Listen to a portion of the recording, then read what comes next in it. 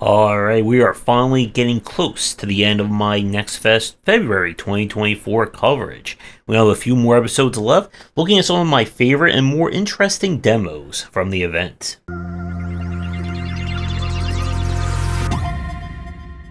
We are starting things off with a few demos I played on my own, and we got the very strange Fragrance Point.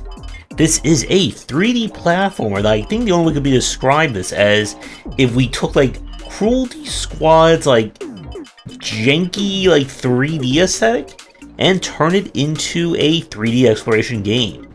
We play as whatever the heck that thing is, and we have arrived at the space station, Fragrance Point, in order to kind of figure out something's happening, and we're going to have to explore, wonder, chat with strange beings, and just get into all manner of situations. This one is definitely feeling a little bit on the weirder side in terms of its movement, but I have to say there is definitely something very compelling about exploring this very surrealistic landscape. Now, what is our main objective or what we're going to be doing is kind of unknown at this point. The demo just basically lets you loose onto like a very early part, look for loot, chat with some of the strange denizens, and that's it. But if you like your platforming with a whole lot of weirdness to go around, then you should at least give this one a check. We switch to another very strong aesthetic game with Halibut. This game has been in development for a very long time and is billed as a fully stop-motion 3D point-and-click adventure. I love stop-motion aesthetics, it's why I really enjoyed the Dream Machine, and this game is looking phenomenal. I mean, the scenes I'm showing you right now should be enough to determine whether or not you're going to buy or ignore this game as is. As for our story, we play as Harold, a handyman aboard the underwater society in a strange world. Rules and other things are all every which way, and as per adventure game tradition, we are going to go on a grand adventure that will probably dictate the future of the human race. As for our gameplay, this again is going to be more on the point and click, or in this case just kind of run and explore adventure style. Expect lots of puzzles, lots of MacGuffins to pick up, and all doing it in a very weird and unusual city. The issue that I ran into with the demo was it kind of soft locked on me during one of the puzzles. I couldn't get out of it, and I kind of was unable to continue. But this one is looking like a must play for any fans of classic adventure game design, and again, if you love stop motion, then this is just going to probably be an automatic buy for you. We have another adventure game, but one very different in terms of tone and structure, and that is Death of the Reprobate. This is the latest game from developer of games like The Procession to Calvary and Four Last Things. In this very beautiful world, we have been asked by our dying father to do 7 kind acts before his passing so that we can inherit everything that he owns. And to do that, we are going to have to do a lot of strange things and talk to a lot of strange people. While the game certainly looks beautiful, it definitely goes for a lot of, I guess, high lowbrow humor in terms of what is happening here. Expect lots of jokes about toilet humor, living, and of course, some very beautiful Renaissance-themed music and aesthetics to go around. Like the previous games, this is a point-and-click adventure, where you need to figure out what you need to do, find the items you need to do it, and mash them all together and hope you can solve the puzzles. All while once again, never quite knowing what you're going to find around the corner or in a building. The puzzle design again is going to be very similar to the previous games, so expect puzzles that make sense in their own strange logic. And if you enjoy your puzzle games with a whole lot of dry humor and weird humor, then this is definitely one you should check out. We now get some demos we checked out on stream, beginning with Realm of Ink. This is a Chinese mythology-inspired take on the action roguelike similar to that of Hades. we are trying to kind of break free of our destiny. And to do that, we're going to fight a lot of monsters and use our adorable little pet Momo to fight our way through procedurally generated areas, gain powers, and of course, level up and use persistent elements. The gameplay here does feel very similar to that of Hades. You'll choose from different rooms to go into, which will affect what rewards you get. Rewards can come in the form of artifacts or passives, skills that belong to different elements, items, healing, and all that good stuff. As a little bit of a twist, whatever skills you equip to your character will affect the stats and capabilities of your pet. The combination of the two will transform your pet into different forms, which will coincide with the skills that you've chosen. If you have fire skills, it'll turn into a fire pet that can help you with doing burn damage, ice, and so on and so forth. From what I spent on the demo, it looks like it will be a little bit easier, at least at the start, in terms of getting powerful, getting good combos and whatnot, although the bosses can certainly throw a whole lot at you. There is persistence in forms of unlocking permanent upgrades, new items that can show up, higher difficulties, and stuff like that. But we really didn't get a chance to see kind of how far this game is going to go from the demo. If I had any issues with this, is that it didn't seem like, other than having your pet, that there was anything like new or different to the action roguelite formula. But I do enjoy the art style and the aesthetics of this one, and if you have finally gotten tired of some Greek mythology with your action roguelites, and looking for a different mythology to be inspired by, then you should at least give this one a check. And now we go to turn-based roguelite with The Land Beneath Us. This game is based on Welsh mythology, and involves us descending into the underworld to find the mysterious creator who has been keeping humanity alive thanks to soul tech. And to do so, we're going to murder lots and lots of creatures, one turn at a time. The twist of the combat in this one is that you have access to, of course, different weapons, but your weapons are equipped in terms of what direction you are facing. So, you start with just default fists, but you can equip swords, guns, knives, javelins, spears, and more. They'll each have their own different effects and properties for how you'll use them based on positioning and damage. You'll need to make use of this in order to deal with enemies, as they'll telegraph what they're going to do and you'll need to dodge or get around them best you can. There is persistence in terms of unlocking more health, as well as more items that can show up in future runs. From our time in this one, it did feel a little bit on the easier side, at least at the start.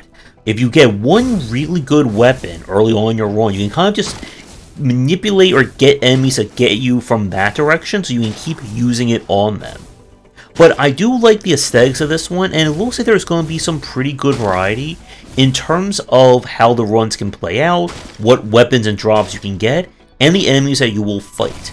So if you're looking for a turn-based roguelite for your entertainment, then you should at least give this demo a shot.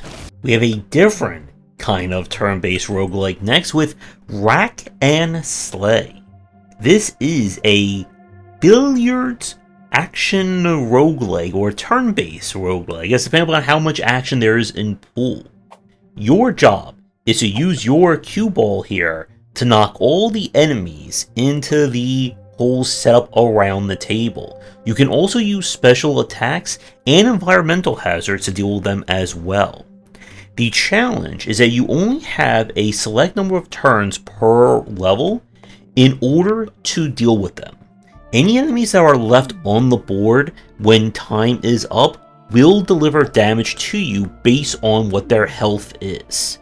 So you can also pick up artifacts that can change the properties of the board, add traps or usable things to help you, but you're going to have to do your best job of hitting that ball and getting those combo shots if you want to stay alive. There are boss or elite stages as well, where you'll have to deal with enemies who will only die once you've killed everything else on the board. It's a very clever take on the roguelike formula. Now, my only issue is that it did feel feel like it was a little bit on the harder side. Like, sometimes based on just where the enemies are set up, like, there didn't seem to be, like, a viable way of actually knocking them all in before it was too late. And you do get additional stats and items you can upgrade or acquire that will help you. But this one, at least on the higher difficulties, looks like it's going to be a challenging take on, I guess, the action pool formula. So if you're looking for yet another in a very different kind of turn-based roguelike design, then you should step up here and try and sink a few shots.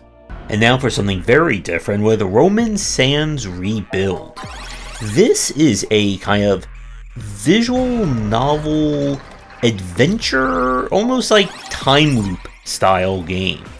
You wake up in perhaps the worst possible place imaginable, a fully luxurious resort as one of the help, with very unruly clients and people around you demanding you do stuff for them. You must figure out very quickly what's going on, keep them happy, and try to uncover why you are trapped in this mysterious loop at this strange resort. The game is definitely going for style all over the place, with a lot of unusual sounds, musics, and art style for the characters. The structure in this one is that a day is split into different time periods. Each time period, the characters around will be in specific spots, and the world itself may change accordingly. By doing tasks for them, you'll get job points, which when you rank up, will unlock permanent upgrades, such as tools that will let you complete other assignments, or open up more of the resort to try and uncover the next big plot point. The issue I had with the demo, one is that the music and the sound effects was kind of very aggressive in my ears. I had to lower it quite a bit during our play. But I couldn't figure out kind of the demo's main puzzle. I found the items that I needed, but it just didn't seem like either I was interacting with them correctly or if I was soft locked in some way, shape, or form. The game itself is also going to be on the mature side. There's a lot of very interesting and unusual conversations to be had in this one. So again, this is definitely not going to be for the kids. But it definitely stands out as a very different kind of adventure game. And if you're looking for one with a lot of style and a lot of time in the sun, then definitely give this one a check. We now turn to Hauntii, a just amazingly beautiful looking action adventure game, as you can see by the footage that I'm showing. We play as a recently deceased ghost. Unfortunately, we're already dead. But as we are trying to ascend to heaven and to a peaceful afterlife, something is stopping us, and we are trapped in kind of ghost purgatory. And in order to get out, remember who we are? We're going to have to collect a lot of MacGuffins. Our progression in this one is similar to that of a 3D platformer. You'll explore the world and the different environments. Each area is full of kind of mini challenges for you to complete. Getting them will unlock you kind of like hope or like stars, which can then be used to unlock new abilities, raise your stats, and are also the progression gates that you'll have to get past in order to get to new areas, find more story bits, and so on and so forth. As for our gameplay, you'll move around the world and you'll be able to kind of possess anything other than other ghosts. You can then use their abilities to solve puzzles or fight enemies. You must stay in the light lest something big and nasty will come and get you. From our time spent in the demo, this one doesn't look like it's going to be overly difficult, at least in terms of like the general path through. I'm sure if you're going to go for 100%, there's going to be some challenge in terms of where to collect some of the puzzle elements and so on. But this is shaping up to be a very well done and again, just beautiful looking action adventure game. So if you're looking for some more action and another game to ooh and ah over in terms of its visual design, then definitely check this one out. We now go to the later side of automation and mining with Astronomics. this is kind of a more, I wouldn't say casual, but at least an easier to learn take on the kind of resource mining automation style. We are trying to buy a ticket to Earth, and to do that we have signed up for a nameless corporation to do some deep space mining for all kinds of resources that we can then use to hopefully buy our ticket eventually. The structure of this one is that you'll choose asteroids to mine. Each asteroid can be defined by different biomes, different resources that it will have. When you go to land on it, your mission will then be to harvest any and every expensive or kind of profitable mineral from the planet. To do so, you'll set up different kind of turrets and sections that you can kind of guide your various like auto minions or auto drones to in order to transport materials back to your ship. When your ship is full, you'll need to head back to kind of your main spaceship, and then to trade in or harvest your resources, you must go back to the kind of port, where you'll then be able to buy new stuff, get new quests to complete, and the progression will be unlocking better equipment, better asteroids to mine, and of course getting into more trouble along the way. Now, if you're hoping for factorial levels of automation and resource collecting, I don't think this game is going to go that far. This is definitely aiming to be more on the casual side. There is combat, and you can also invest in defense turrets to protect your spaceship and other things. But it doesn't look like this is going to be super hardcore, but it was still a really solid game to play. I'm curious to see kind of where things go in the finished one in terms of progression and also how the asteroids will challenge you. On the base one that I played for the demo, it's just more about platforming and getting around. I'm curious if there will be like any kind of obstacles, enemies, or other things to deal with.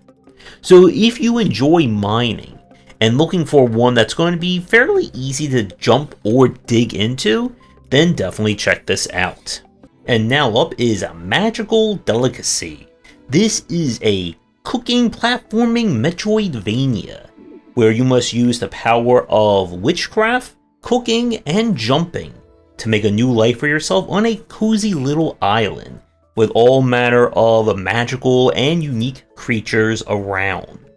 The gameplay here is about you kind of running your own little restaurant. You'll be able to craft food using either recipes or going on your own. You'll need to gather the resources and the ingredients that you need, as well as any kind of cooking aids, utensils, and so on. People will have different demands in terms of the food they are looking for, and this will determine which ingredients you want to use. If someone doesn't like something that's spicy, you don't want to put peppers or anything like that in the food. If people enjoy it, they will rate your food higher. They'll give you money, of course, if they're paying for it. And you can then use this to acquire new ingredients, new things for your kitchen, upgrades, and all that great stuff. Now, we didn't get to see this in the demo, but the store page does say that you'll be able to also unlock new platforming and movement tech to explore the area more. I would have liked a little bit more onboarding at the start, as it seemed very easy to get lost in terms of figuring out where you're supposed to go once you get past your restaurant. Now, from what we spent in this one, the main point is that I'm not sure how much the platforming is going to be like a major obstacle. As in, is this game going to start throwing like advanced platforming tech at you? Or is it going to be just more like the platforming is the kind of like vessel for the cooking restaurant sim side of the game? Still, this is looking to be a very wholesome and very charming game to play. So if you like cooking and a little bit of jumping to go a long way, you should at least give this demo a check. And for our last game of today's video, this is Rogue Mech. The game is described as one where you get to kind of build settlements, do farming, raise crops, and help people around. But you're also aided by having a giant killer mech that you can use to fight other enemies and blow stuff up. So the game itself is trying to do, I think, a lot with it. The general mech combat felt pretty good and meaty. You'll be able to lock onto enemy parts, try to disable their weapon systems as you blow everything up around you, and then you can take those resources to upgrade your mech, build new settlements, get crops, etc, etc. While this all sounds great on paper, there's one unfortunate glaring issue with the demo. None of the farming, sim building, settlement stuff was in the demo. It was just all focused on combat. And while the combat certainly felt good, it's not enough, at least from what we played, to carry the entire game. So this does feel very rough as a concept. There is definitely promise here, but I would definitely keep an eye on this one and see where it will go in the future. But if they can deliver on booming explosions and mech combat, with farming, settlement raising, and so on, this could be a fantastic game at some point. But with that said, we're going to wrap up the showcase here. We are almost done. Let me know what you think in the comments down below, and if you want me to look at your game for a future stream and coverage, please get in touch. But with that said, I hope you enjoyed today's round of Next Fest demos. That's going to do it for today's video. Thank you so much for watching. Be sure to do the YouTubing stuff people tell you to do. If you're interested in more of my thoughts on design, check out my books wherever they are sold. Visit our Discord and Patreon, and come back for daily discussions on game design here, and on game wisdom, where you some of the art and science of games.